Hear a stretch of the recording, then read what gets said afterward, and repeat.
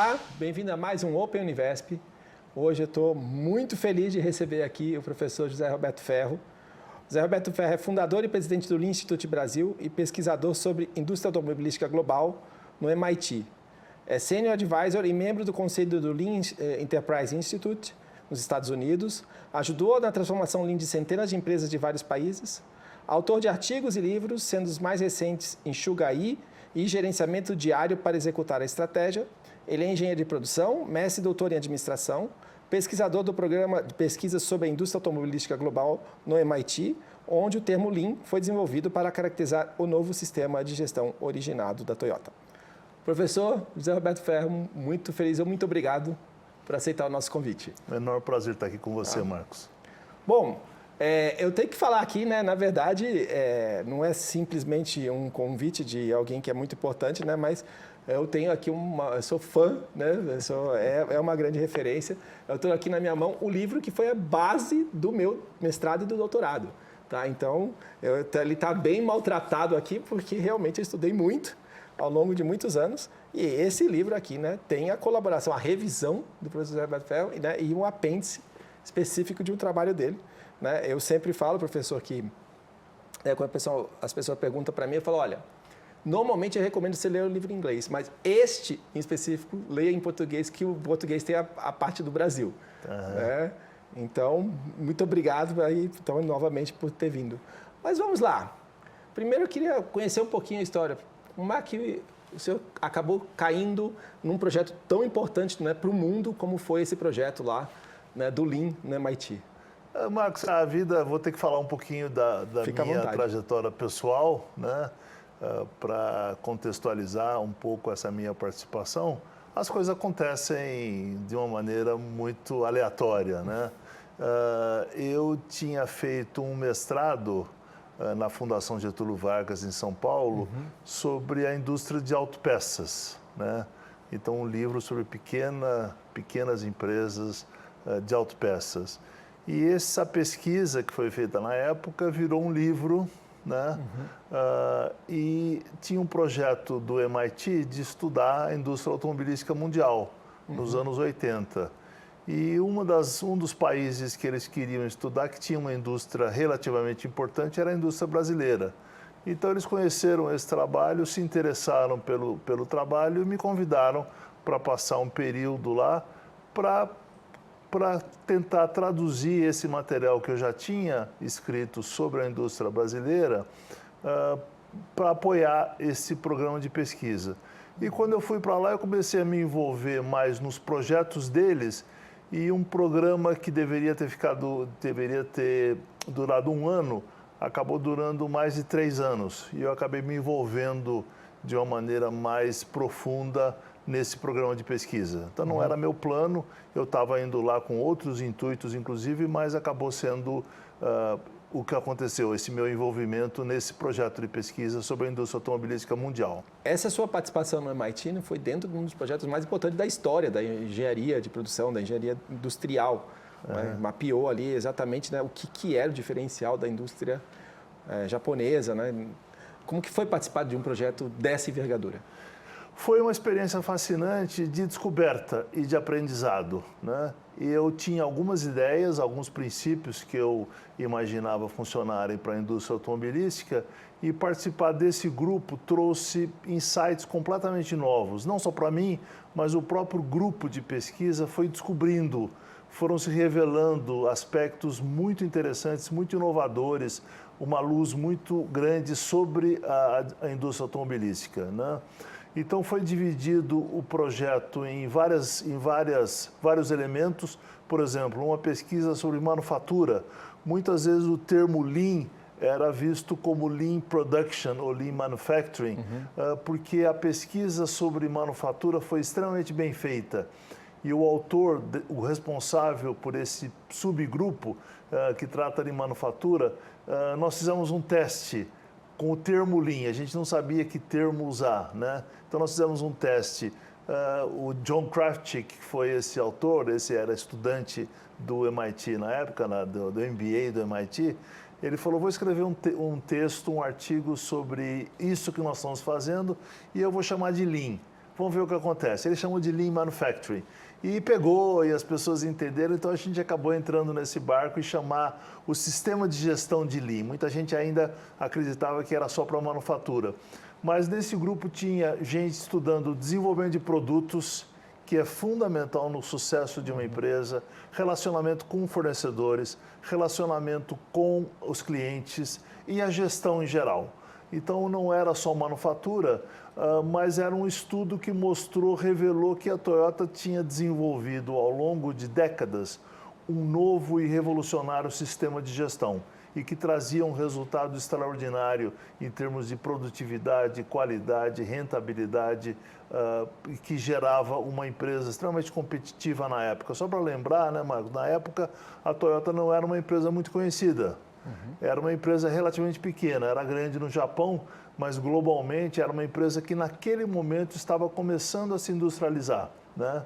Então foi uma surpresa quando as pessoas viram os resultados e muitas empresas, principalmente as empresas maiores, mais bem-sucedidas na época que a Toyota, olhavam aquilo com muito ceticismo.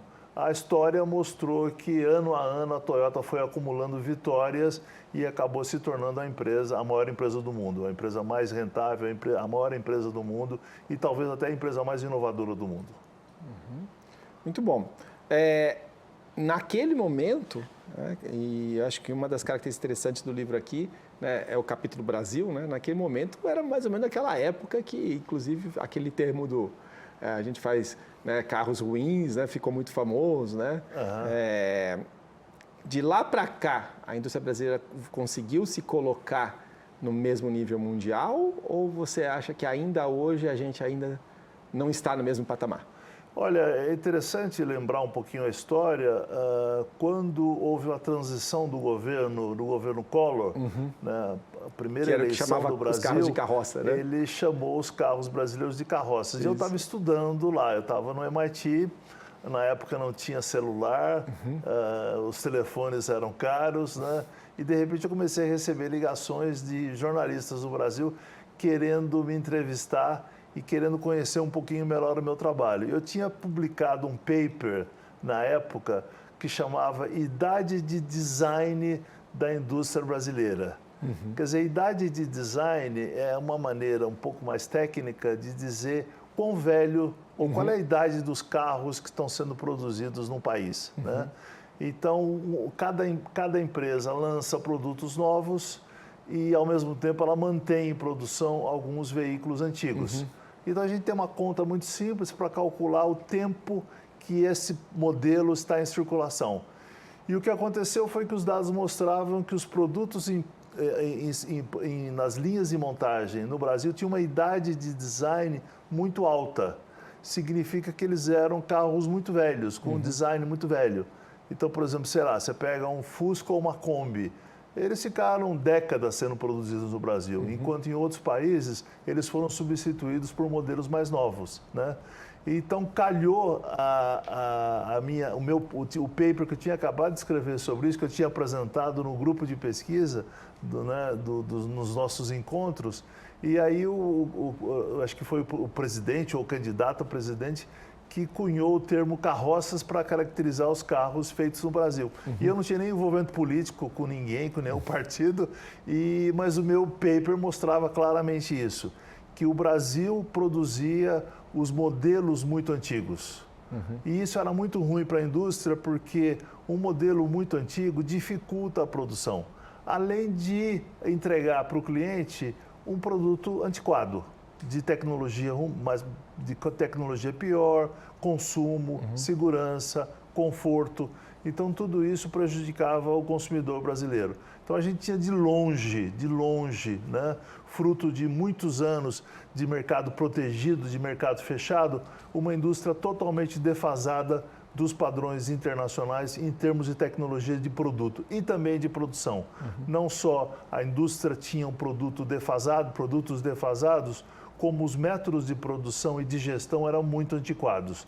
Então, era uma indústria extremamente ineficiente. E hoje? A gente mudou essa realidade? Olha, mudou. De lá para cá, a indústria brasileira cresceu, o volume cresceu, a competição aumentou. Então, se você olhar para os produtos hoje feitos no Brasil e importados, nós estamos muito próximo dos padrões internacionais. Embora o nosso mix de produtos ainda seja um mix que vem muito mais da renda brasileira, né? Então, a gente continua com impostos altos e com uma baixa renda. Então, o padrão de consumo dos veículos no Brasil ainda não se compara com os padrões europeus e americanos. Mas a gente conseguiu avançar razoavelmente no desempenho da indústria automobilística. Hoje ela é uma indústria muito mais competitiva. A gente tem praticamente todas as montadoras importantes instaladas no Brasil. Nós temos acesso a praticamente todos os produtos que estão disponíveis no mundo e o que acontece é que a gente tem alguns problemas internos ainda. A economia cresce pouco e os impostos continuam sendo muito altos. Então, esses são alguns obstáculos para a indústria automobilística brasileira e são características do mercado brasileiro. A Lean foca, né, principalmente na questão de produtividade, né? Conseguir alta produtividade. E quando nós olhamos o índice de produtividade da mão de obra brasileira, ainda é muito baixo. Muito baixo. Comparado com países desenvolvidos. Né? Isso. O que nós precisamos fazer além para a gente conseguir, no mínimo, ficar mais próximo desses países? Olha, a gente teria várias alternativas para melhorar o desempenho da nossa indústria e vamos pensar na nossa indústria, na nossa economia em geral, né? Porque os conceitos Lean, Marcos, hoje eles não se aplicam apenas à indústria, não se aplicam apenas à indústria automobilística, mas como você sabe, se aplicam a todos os setores da indústria e todos os setores da economia. Hoje a gente tem feito trabalhos com a área de saúde, com a área de agricultura, com a área de mineração, com construção civil. Então, todas as áreas da economia importantes, além da indústria. O que eu vejo é que o Lean, essa filosofia Lean, esse sistema de gestão Lean, ele traz uma série de ganhos. Além da eficiência, da produtividade, ele gera uma competitividade para a empresa que aplica. Ou seja, a capacidade dela lançar novos produtos, de entender melhor os seus clientes, desenvolver produtos que interessam aos clientes, ter uma relação diferente com os seus fornecedores. Então, torna a empresa muito mais competitiva. Eficiência, produtividade, certamente, mas muito mais do que isso, uma capacidade de competir muito maior num ambiente de crescente competição que todas as empresas, a grande maioria delas, estão inseridas. Muito bem. Existem duas realidades, até a minha experiência como consultor, né, eu percebi bastante isso, diferentes no Brasil. Né? Uma realidade é das indústrias multinacionais, que acabam buscando os processos internacionais, sabem da importância, né, por exemplo, de aplicar Lean. Né? E existe aquela tradicional, indústria brasileira, tradicional, muitas vezes familiar. Né? E quando nós falamos da indústria brasileira familiar, ainda hoje, né, tem muitas práticas bem antigas, né? Eu me lembro de conversa, acho que ano passado, com um empresário, a gente estava conversando sobre a indústria 4.0 e falou, Marcos, a gente não chegou na 3.0. E é verdade, quer dizer, a empresa ainda não tinha sistemas controlando, não tinha um ERP, não tinha, né, um sistema de gestão. Existe alguma ação diferente, né, que possa ser feito? E por quem pode ser feito? É governo? É sociedade? Como que a gente consegue trazer essas indústrias mais tradicionais brasileiras para uma realidade mais moderna? Olha, o Lean Institute, que eu ajudei a fundar há 25 anos atrás, a gente tem feito trabalhos, tem feito esforços nessa direção, né? De procurar trabalhar com empresas menores. A gente tem tido projetos com o Sebrae, com empresas menores, tentando mudar um pouco essa filosofia de gestão. O Lean, existem uma série de técnicas e conceitos ligados ao Lean, mas existem alguns princípios que envolvem o estilo de liderança, as crenças básicas dos líderes, né? E aí, isso talvez seja um dos maiores obstáculos que a gente enfrenta, né? Que tipo de liderança eu preciso ter numa empresa para permitir essa transformação? O Lean é muito simples, Os princípios são muito óbvios, significa simplesmente eliminar tudo aquilo que eu faço numa empresa e que não agrega valor para o cliente, que não interessa ao cliente, né? Procurar simplificar tudo que não agrega valor ou eliminar tudo aquilo que não agrega valor, focando naquilo que interessa para o cliente, aquilo que traz valor. Parece muito simples, muito óbvio, mas na prática não é. Então, uma das dificuldades que nós temos é mudar a filosofia de gestão, o pensamento da liderança, né? O papel do líder, o papel do empresário, o papel do dono. Essa é uma das grandes dificuldades nossas. Enquanto a gente não conseguir mudar isso, e eu confesso para você que eu não saberia, não tenho uma pílula mágica, né, para fazer isso, enquanto a gente não mudar isso, a gente não consegue progredir, né? Eu vou dar um exemplo para você do que significa isso. O líder Lean, esse novo tipo de líder, ele procura trabalhar de uma maneira muito diferente do líder tradicional. A gente chamaria a liderança tradicional, principalmente nas empresas nacionais, de comando e controle, né? O líder define o caminho, define o rumo e procura garantir que todo mundo siga aquilo, né? Então, ele está muito preocupado com controlar as atividades dos outros, enquanto que o líder Lean está muito mais preocupado em definir um rumo e ajudar as pessoas a chegarem lá. Então, ele está muito mais preocupado com o desenvolvimento das qualificações, desenvolvimento das pessoas, desenvolvimento das suas lideranças. Então, são diferenças muito profundas que o líder, a pessoa que fundou uma empresa, um empresário nacional, ele tem uma série de premissas que ele aprendeu na escola, que ele aprendeu na vida dele e que está dando certo. Ele conseguiu montar uma empresa e está sobrevivendo no ambiente brasileiro, com as dificuldades macroeconômicas que nós temos, ele está tendo sucesso. Então, você chegar para ele e falar, você precisa mudar a sua maneira de liderar para tornar a sua empresa cada vez melhor, muitas vezes não é uma tarefa fácil, porque ele está confortável com aquela situação. E é doloroso, são mudanças muito sutis e muito dolorosas, porque muda o papel dele, muda a maneira como ele trabalha com as pessoas, com a empresa, com os clientes, com os fornecedores. Então é uma mudança, os conceitos são muito simples, mas é uma mudança tão profunda da maneira tradicional de liderar que muita gente tem dificuldade em fazer essa transição. Muita gente não sabe, muita gente não tem consciência disso e quem tem consciência tem dificuldades de fazer a transição. Não é fácil. E não é fácil não só para empresas nacionais, mas também para qualquer um. Qualquer liderança, qualquer pessoa, a gente vive num ambiente onde as escolas, onde o meio social que a gente vive acaba gerando determinados tipos de comportamento. Quando a gente questiona isso e tenta inverter isso, as dificuldades são grandes. Bom, nessa linha eu acho que eu lembro, por exemplo, de muitas visitas a indústrias brasileiras, né? E o proprietário da empresa, a primeira coisa que ele me fazia, ia me mostrar, era o estoque. E ele tinha um orgulho danado. Olha o estoque que a gente tem um estoque para 3 meses. Sim. E eu olhava aquilo, Marcos, não fala, né? Então, assim, como é que eu...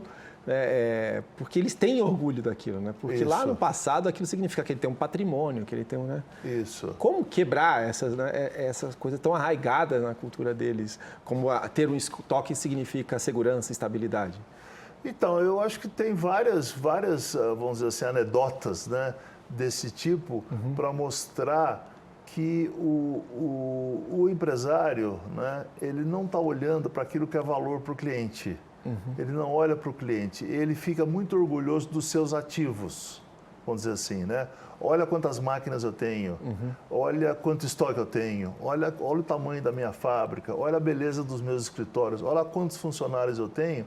E ele esquece que tudo isso só serve se eu agregar valor para o cliente final. Se não agregar valor para o cliente final, não interessa. Então, você pega estoque, por exemplo, é sinal de riqueza. Embora, às vezes, tem alguns bancos que vão te financiar se você tiver mais estoque, o que mostra que não é só ele que está equivocado. Existe todo um sistema, por exemplo, o sistema bancário vai dar um empréstimo se ele tiver estoque. Agora, o que acontece com o estoque? Ele está simplesmente tendo um custo adicional. Ele precisa de um espaço para administrar, ele usou todo o capital de giro, para comprar matéria-prima, para pagar mão de obra, para pagar energia, para usar alguns equipamentos que ele tem para produzir alguma coisa que vai ficar parado. e que consome espaço, gasta recursos que ele poderia ter investido em outros lugares e que pode ser que venda e pode ser que não venda. Então tem ainda uma mentalidade especulativa, né? Ah, mas se o preço subir, eu já estou preparado. Então tem um pouco essa mentalidade especulativa. O que o Lean traz é o seguinte, fazer aquilo que interessa para o cliente. Né?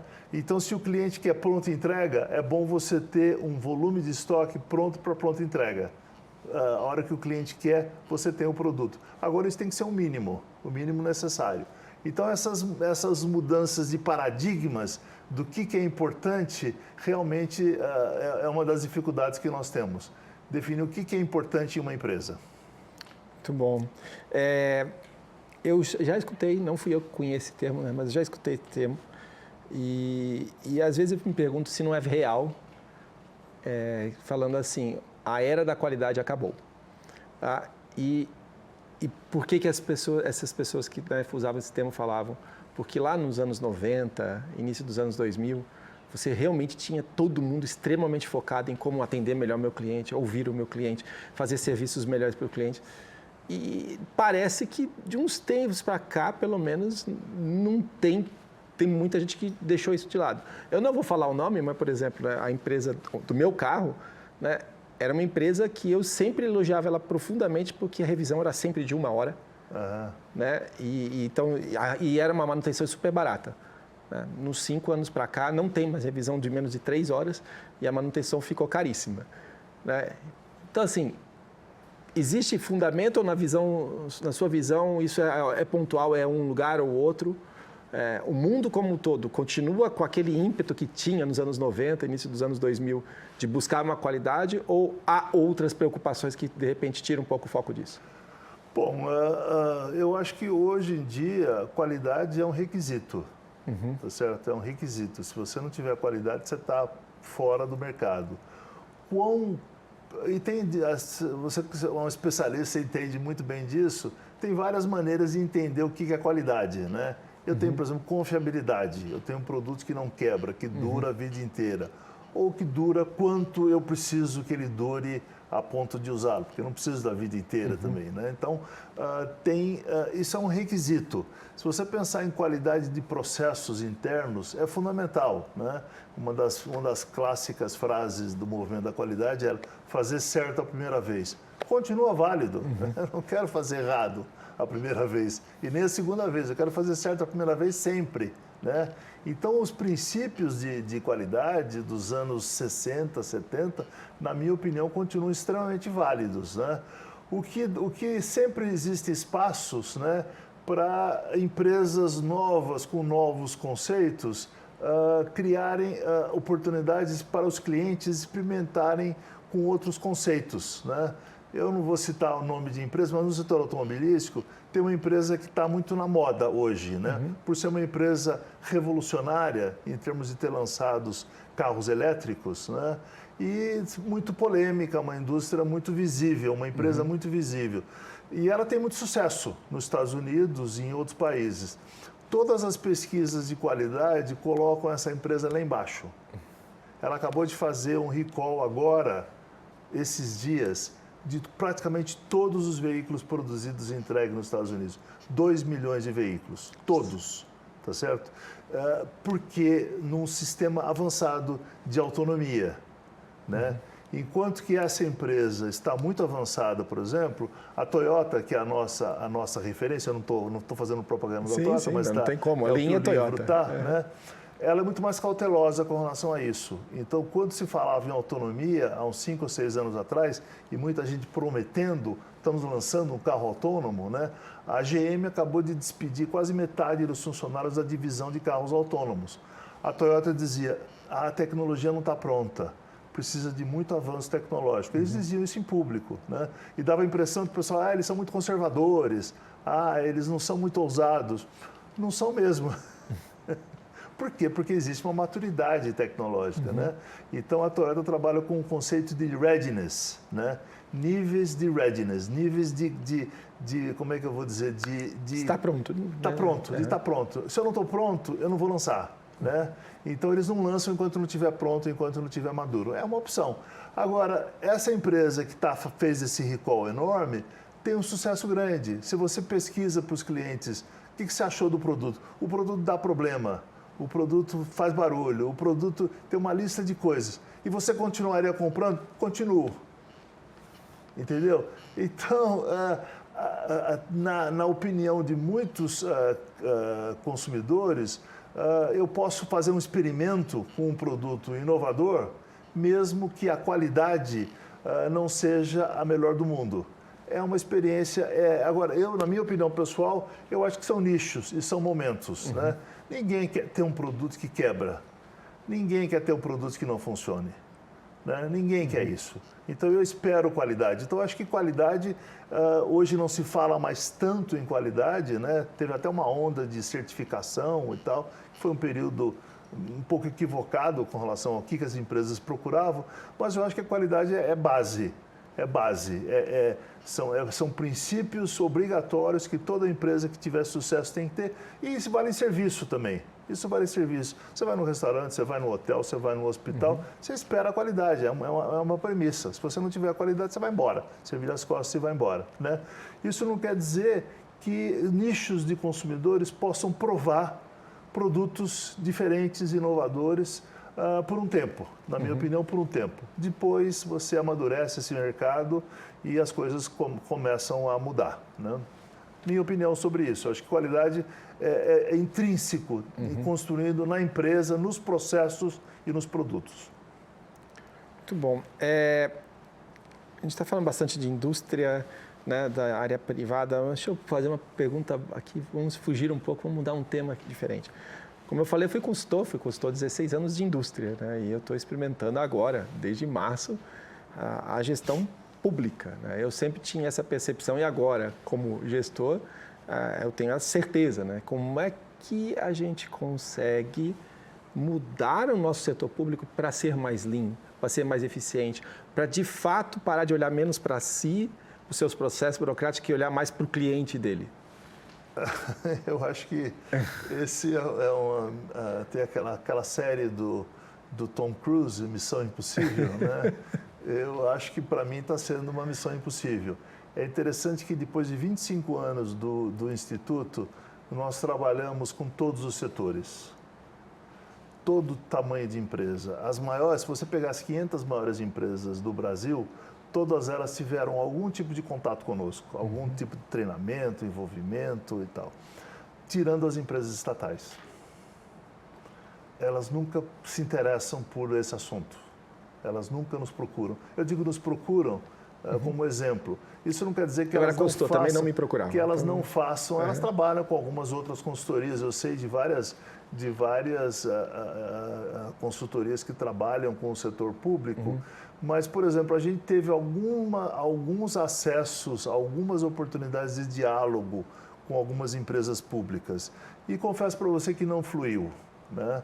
Não fluiu porque, primeira coisa, parece que no setor público, né, essa ideia de fazer menos, fazer mais com menos, é o contrário. Né? Parece que eles procuram, eu estou exagerando, é uma brincadeira, mas no fundo tem um fundo de verdade, parece que eles se preocupam em fazer menos com mais recursos. Parece que sempre precisa de mais recursos, mais recursos. E como é o setor público, é só imprimir um pouco mais de dinheiro que eu consigo, parece que essa ideia funciona, me dê mais recursos. Né? Então, eu preciso contratar mais gente, eu preciso comprar mais máquina, eu preciso de mais espaço, para fazer cada vez menos, né? Porque o cliente final acaba não tendo voz, porque eu não tenho competição, eu não tenho competição. Ou você aceita isso, ou você aceita isso. Então, não tem competição, o cliente final não tem opção. Eu tenho fundos limitados. Isso é um ambiente para que eu não faça nada. Agora, ao mesmo tempo, né, Marcos, eu tenho viajado muito. Eu viajo nos últimos anos, eu tenho feito viagens a trabalho em vários lugares. Isso não é uma situação, é uma situação muito particular de alguns países. Tem muitos países que já passaram há muitos anos disso. Então, existe um foco no cliente. O cliente que é o cidadão. existe um foco do cidadão, existe a ideia de que o dinheiro público é o dinheiro do cidadão. Então, existe uma abordagem, uma filosofia muito diferente e que isso traz resultados para as empresas muito diferentes também. Eu tive, por exemplo, na Ásia, Singapura é um exemplo disso. Singapura, o governo de Singapura, entre outras iniciativas, fez uma iniciativa ali enorme. Ministérios importantes de Singapura, ligado a algumas universidades importantes, fizeram movimentos para se tornar eficiente. Singapura quer ter o aeroporto mais eficiente no mundo, o porto mais eficiente do mundo, as melhores escolas. Eu não sei se você viu essa última PISA. Singapura, número 1, saúde, todos os indicadores sociais importantes, eles são uma referência mundial, né? E isso grande parte por iniciativa do governo. Então não existe nada público ou privado, o privado melhor, público melhor ou pior, mas muito mais uma questão de abordagem. Qual a abordagem que nós vamos ter com o setor público, né? Eu espero um dia mudar. A educação nossa é ruim, a saúde tem algumas áreas interessantes, tem algumas áreas públicas e mesmo privadas que têm um desempenho legal, embora possa melhorar muito o desempenho, né? Mas, de modo geral, as empresas públicas que nós trabalhamos, nós tivemos várias iniciativas pontuais com empresas públicas e toda vez que a gente fazia o trabalho, algumas empresas que procuravam a gente queriam que a gente fizesse o trabalho por eles. Nós fizéssemos as mudanças e nós não trabalhamos com isso. Nós trabalhamos, junto com vocês. Então, vocês assumem a liderança desse processo, assumem a iniciativa e tocam isso para frente. O que acontece? Continuidade. Há uma descontinuidade. De 4 em 4 anos muda a direção das empresas. Então, isso não gera uma certa continuidade, uma certa estabilidade desse processo de melhoria. Eu espero um dia que isso mude. É um desafio, acho que... E a gente está falando assim, de um primeiro momento, você fala separação, né, do público e do privado, mas na verdade, né, se o público não se torna mais eficiente, a gente vai começando a matar o privado, né? A indústria brasileira começa a ficar a cada dia menos competitiva porque tem um peso muito grande aqui, né, e o custo Brasil. A indústria brasileira como um todo, na sua percepção, você que trabalha, não está preocupada com isso? De alguma forma ajudar o governo para tornar o governo mais eficiente? Porque se o governo for mais eficiente, a indústria não vai conseguir. Olha, desde que eu me conheço como pesquisador, atuante nesse meio, houveram várias iniciativas desse tipo, vários esforços, entendeu? De disponibilidade de grandes empresários, grandes líderes empresariais brasileiros se colocaram à disposição de entidades governamentais para ajudar a melhorar. Há pelo menos uns 30 anos que a gente vê isso. E são momentos, são indivíduos, são pequenos períodos, mas não é nada consistente. Não existe uma consistência com relação a isso. Então, as pessoas desistem, né? As pessoas cansam e desistem, né? Então, eu acho que está faltando um pouco uma liderança no Brasil que defina uma visão de que país a gente quer, né? Aonde a gente quer chegar. Por exemplo, você pega a educação.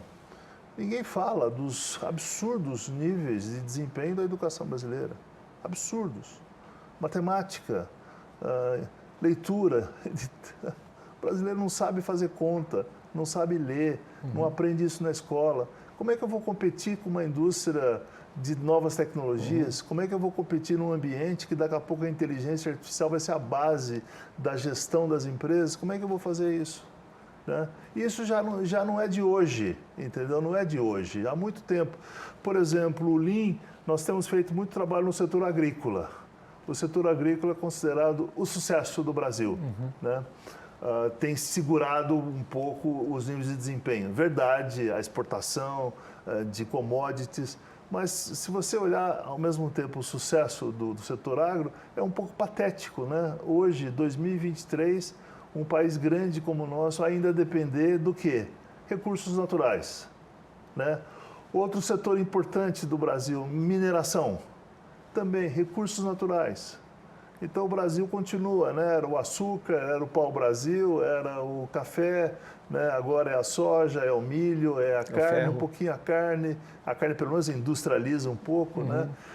E falando nesses setores, né, se você pegar, por exemplo, a agricultura, nós temos tido algumas experiências pioneiras em Lean na agricultura. Né? É um setor competitivo, é um setor que tem margens razoáveis, mas tem gente que quer ser mais eficiente ainda, tem gente que tem ambição de melhorar. Né? E a gente vê o grande potencial que a melhoria no sistema de gestão agro tem trazido. E o que está acontecendo com a agricultura hoje? Novas tecnologias chegando. Né? E se você vai na maior parte das propriedades rurais do Brasil, o grau de educação e a primariedade da gestão é enorme. Então você tem drones, você tem tratores autônomos, tratores inteligentes, sabe, satélites. E aí você tem uma mão de obra e uma gestão do século XVIII. É possível ter isso, mas se a gente tivesse uma qualificação de mão de obra, um estilo de liderança, um sistema de gestão na agricultura, os ganhos que nós teríamos seriam enormes. E a gente viu isso, a gente tem testemunhado isso em vários experimentos que a gente faz. Né?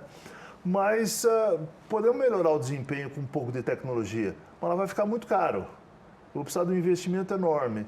E eu não vou aproveitar esse investimento se eu não tiver como base uma mão de obra qualificada e uma gestão que procure envolver e desenvolver as pessoas nos processos, no processo de gestão. Né?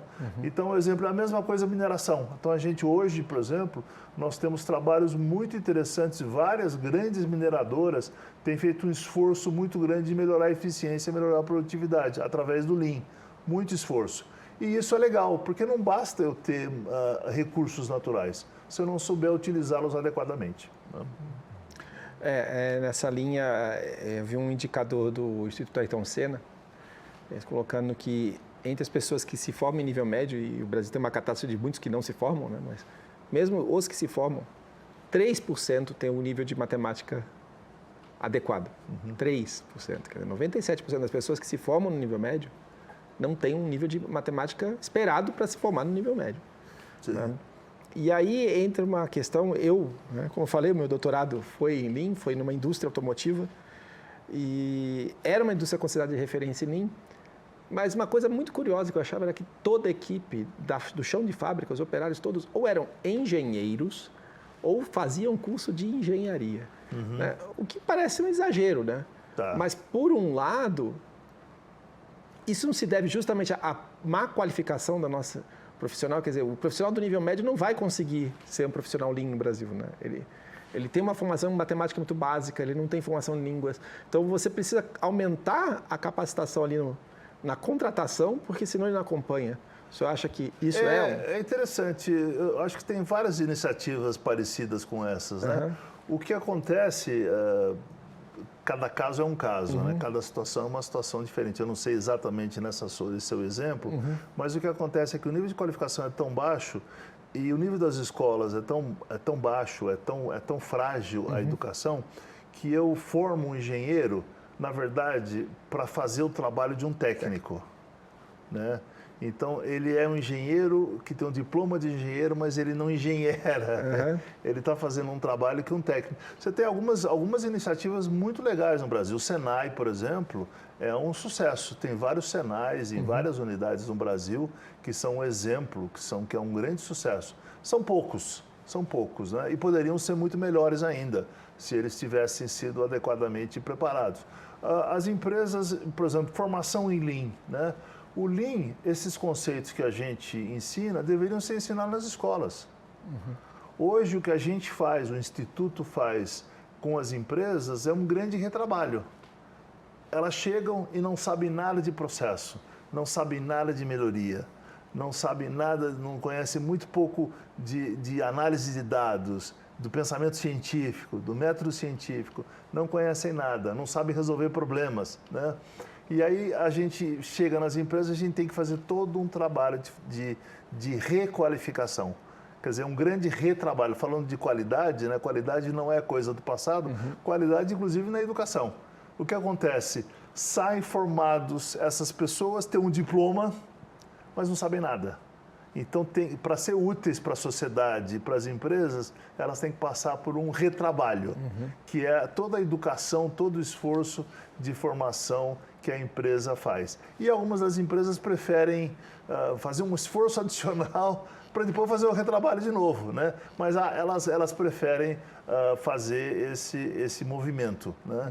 Mas é uma pena que isso aconteça, que a gente não tenha o nível de mão de obra que a gente precisa para ter sucesso para a competitividade das empresas.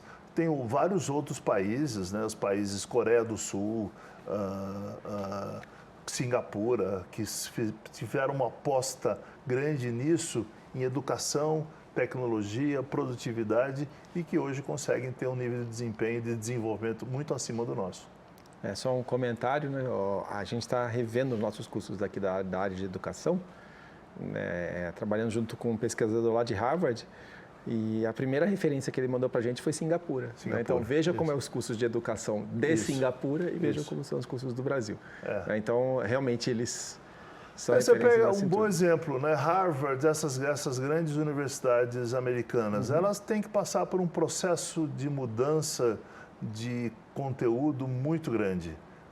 Tem várias iniciativas nos Estados Unidos que estão abandonando esse ensino acadêmico, esse ensino teórico, conceitual, e indo por uma visão muito mais próxima do Lean. Não que teoria e conceito não seja importante, mas depende para quê, depende de que momento, né? E hoje existem várias iniciativas nos Estados Unidos de transformar o ensino em uma atividade muito mais real, muito mais concreta, muito mais próxima da necessidade das empresas, né? Então, existe uma crítica muito grande hoje, já crescente, ainda você não vê na opinião pública, mas crescente a incapacidade dessas instituições que são reconhecidas de realmente formar o tipo de pessoa que a sociedade e as empresas precisam, né? Não é banalizar a educação, né? Pelo contrário, é tornar a educação relevante, né? Então, é uma discussão complexa, o que significa isso, mas tem várias iniciativas, eu poderia, de qualquer hora, falar sobre essas iniciativas, muda completamente o processo de educação e forma pessoas mais preparadas, mais qualificadas, mais abertas, quer dizer, entendendo essas pessoas que passam por um processo educacional diferente, entendendo que educação é uma atividade permanente do resto da vida. Então, você nunca para de aprender, né? Então, essa é a grande diferença entre você estar preocupado, tem um diploma e está aqui, versus eu sei alguma coisa e preciso continuar aprendendo o tempo todo, né? Então, essa é uma das diferenças de atitude que eu tenho e que algumas escolas, algumas entidades, ainda de uma maneira muito restrita nos Estados Unidos e em alguns outros países da Europa estão começando. Na Inglaterra tem um pouquinho disso, na França tem um pouquinho disso, Singapura tem bastante disso, como você bem comentou, né? Na verdade, assim, aqui no Brasil tem algumas pequenas iniciativas acontecendo em algumas novas universidades, né, que até é uma discussão que a gente está tendo nas universidades públicas, porque a gente precisa... Se a gente quer continuar sendo a referência, a gente tem que copiar o que hoje faz sentido, né? E a gente, da mesma forma que você colocou, as tradicionais americanas não estão conseguindo, as públicas brasileiras também... Começam a sentir. Estão sentindo, mas não estão conseguindo reagir. Precisa reagir, né? Essa educação mais mão na massa, essa coisa mais aprender fazendo. Eu acho que isso tem um pouco a ver, né, professor? Aliás, com o próprio Lean, né? Que a gente não falou o significado de Lean, né? Eliminar aquilo que não agrega valor. Em uma era onde o conhecimento teórico está disponível, né, ter um professor lá dando teoria, né, parece que é uma atividade que não agrega tanto valor. Né? Não agrega tanto valor. Teoria eu consigo lá, peço para o ChatGPT, procuro no Google. Exatamente. Né? Então, a gente tem, o que agrega valor não é não ter professor, mas é não ter um professor que agrega valor. Né? E que agrega valor é outra coisa hoje em dia. Né? Exatamente. Eu acho que o setor educacional, por ser pouco competitivo, né, por não ter tanta competição, o governo é importante, ele tende a se movimentar um pouco mais lentamente, a impressão que eu tenho, né? Mas essa mudança vai acontecer, é uma questão de tempo para isso acontecer. Você pega o setor de saúde, né? O setor de saúde também nos Estados Unidos e em outros países é um setor que todo mundo concorda que quanto mais recurso para a saúde, melhor, para salvar vidas, né? E, de repente, fica muito caro. Sim. E, de repente, o sistema não é eficaz. De repente, você espera muito para uma consulta, espera muito para um exame, muitos problemas de qualidade. Então, tem havido uma transformação muito grande no sistema de saúde privado e público em alguns países, usando os conceitos Lean. Porque eu não preciso de investimento, eu não preciso de mais exame. Eu preciso do exame certo, na quantidade certa, né? Então, profissionais de saúde estressados, porque os processos estão quebrados, né? Então, existe um movimento de transformação muito grande no setor de saúde. Eu não imaginava que um setor tão tradicional, tão antiquado, tão ineficiente quanto o setor de saúde estivesse passando por essa transformação no mundo inteiro. Então, hoje em dia, por exemplo, você vai nos Estados Unidos, todos os grandes sistemas públicos, e eles precisam. A situação nos Estados Unidos, o sistema de saúde nos Estados Unidos é muito caro, muito ineficiente. Eles estão passando por mudanças muito importantes usando os princípios Lean. E no Brasil também, a gente vê algumas iniciativas nisso. Nós, no Instituto, fizemos uma iniciativa com alguns hospitais públicos do Brasil, com pronto atendimento. E, aquilo que era uma fila enorme e que precisava dobrar de tamanho, acabou a fila, não precisa dobrar de tamanho, com técnicas, com conceitos muito simples. Então, nós fizemos alguns projetos nessa área e os resultados são extraordinários. Acho que esse é importante, né, professor? A gente precisa, como o senhor disse, tem que formar a população tem que entender isso, acho que lá desde a formação básica, né? Isso. Eu sempre me preocupo quando a pessoa fala, a gente precisa investir mais dinheiro nisso. Não, eu falo, não, a gente tem que melhorar o serviço. Melhorar o serviço. Mas existe, e principalmente na área pública, existe uma confusão entre melhorar o serviço e ter mais dinheiro. Né? Então, provavelmente está na educação, né? Mostrar para as pessoas que dá para fazer melhor sem gastar mais dinheiro, né? Exato, você vê conteúdos de educação, você vê, por exemplo, dá um exemplo do Japão, o pessoal fala do Japão, as empresas, a Toyota, né? No Japão, por exemplo, tem coisas muito básicas, né? Você aprende os princípios do 5S, da limpeza, arrumação, organização, na escola. Como é que se aprende isso? Os alunos, os estudantes são responsáveis pela limpeza e arrumação da sala de aula, dos banheiros, das áreas comuns da escola. Então, você aprende a manter a limpeza, e na sua casa, e no metrô, e na rua. Então, você vai em qualquer lugar, Singapura, você vai em qualquer lugar em Singapura, tudo é impecável. Por quê? Porque a população aprende desde o primeiro momento que é isso. Aí chega numa fábrica, a fábrica, as empresas precisam educar o funcionário para manter a sua máquina limpa. E se você não fizer isso, é uma sujeira. Então, é um esforço muito grande para convencer o pessoal a fazer o programa 5S, a arrumar as coisas, organizar cada coisa no seu devido lugar, que no Japão é uma coisa tão natural, tão óbvia, que você nasce fazendo isso na sua casa e na escola. Você aprende a fazer isso na escola, né? E você tem orgulho disso. Por isso que de vez em quando tem lá jogo do Japão na Copa do Mundo, o pessoal vai com um saquinho e vai coletando, porque é assim que eles foram criados, né? E aqui não, aqui a gente joga no lixo na rua, esperando que alguém pago por você vá lá e limpe. Então, isso que a gente precisa mudar, esses conceitos. E o problema da educação é um problema muito mais de qualidade, não é um problema de mais recurso, né? Você precisa ensinar a coisa certa, ensinar a coisa certa na hora certa. E ser mais eficiente naquilo que a gente faz, né? A ineficiência das escolas é impressionante, né? Se você medir, por exemplo, quanto tempo de aula tem? Você pega de 8 horas, de 4 horas, quanto tempo o aluno fica dentro de sala de aula? Metade, né? Falta, atrasa, sai cedo. E depois, assim, o tempo que está lá, o que está aprendendo? O que é relevante? Relevante para quê, né? Então, tem muita coisa para ser feita ainda nesse sentido.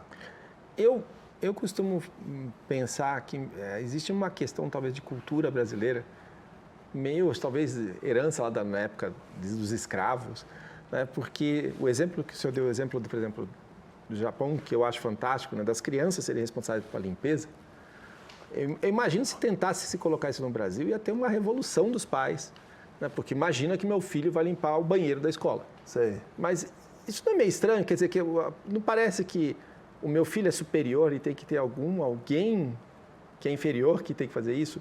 Não tem um pouco essa coisa, uma cultura meio de... O brasileiro, assim, o meu filho não vai fazer o trabalho... Ou o senhor acha que não é por aí? Eu estudei, uma época que eu gostava muito de estudar antropologia, né? Li vários antropólogos nacionais que estudam a cultura brasileira, o Roberto da Mata, por exemplo. Eu fiz cultura organizacional com o senhor, né? Então eu sou fã, um assunto interessante, e eu não tenho respostas para isso, né? Se isso veio da Península Ibérica, que tem muita influência na nossa maneira de pensar, né? Mas o interessante, Marcos, é o seguinte: você vai numa empresa hoje, você pega numa grande montadora de veículos, tá certo? Você vai na entrada dessa empresa, é lixo para todo lado. Você entra na empresa, tem lá o portão da empresa, você entra na empresa, tem lá um jardim mantido por todos, um banheiro limpo, uma máquina limpa, um corredor impecável, as pessoas colocam a ferramenta no seu lugar. Ou seja, as pessoas gostam disso. Sabe? Cadê a ferramenta? Onde é que está? Sai procurando. Não, está aqui a ferramenta. Percebem que isso facilita o trabalho, que isso dá uma melhor condição de segurança para a pessoa, e estou num ambiente gostoso. Estou trabalhando num ambiente legal, né? Então, assim, se é cultural do Brasil, parece que dentro das empresas, ou da maior parte das empresas, muda a cultura, né? Então, assim, tem o Roberto da Mata sempre fala do público e do privado, né? Então, assim, num ambiente privado, as coisas funcionam diferentes, né? Com muito esforço das empresas, muito esforço, né? Para melhorar as condições de trabalho, para melhorar a segurança, para melhorar a limpeza, a organização, a arrumação, né? E no setor público isso parece que não funciona, né? Então é um desafio importante para a gente, para as próximas gerações. Muito bom. Olha, a gente podia conversar aqui o dia inteiro. Eu estou com 1 milhão de perguntas na cabeça, professor, mas a gente está acabando o tempo. Eu vou fazer uma pergunta agora mais direcionada para os meus alunos, os nossos alunos aqui da Univesp. A gente tem alunos, em especial alunos de administração e engenharia de produção, né, que são alunos e técnicos em administração também, tecnologia em administração, tá?